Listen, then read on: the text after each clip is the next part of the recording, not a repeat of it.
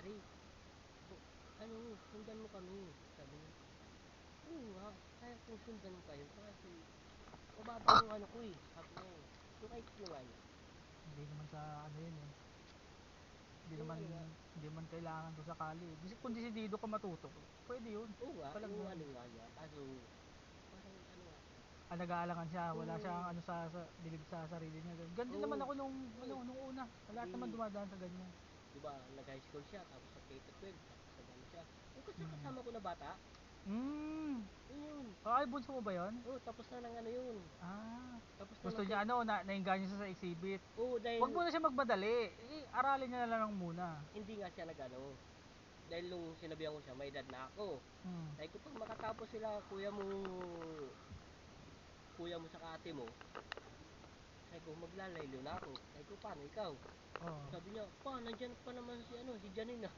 Dahil may bunso pa ako. Parang yung ano, nagkaroon kami ng menopause baby. Meron ano pa. Dahil yung bunso ko na yun, ilang taon na yun. Pero pa kami menopause baby. Ilang taon na yung ano, yung pinakabunso mo? 7, grade 1 ngayon. Sabi ko sa kanya, bahit ka naman, baka pwede ka magpulis. Sabi ko sa kanya. Hindi pa, sunod talaga ako sa'yo. Kung anong hirap mo, sundan ko. Kailangan niya mag-umpisa sa baba nun pag ano. Sabi sa kanya, Dito, sa daan. Pag natin sila pa. Hindi pa, sila Kuya Jun lang. Alamin lang natin, wala naman daanan pababa eh. Swimming pool nga dun.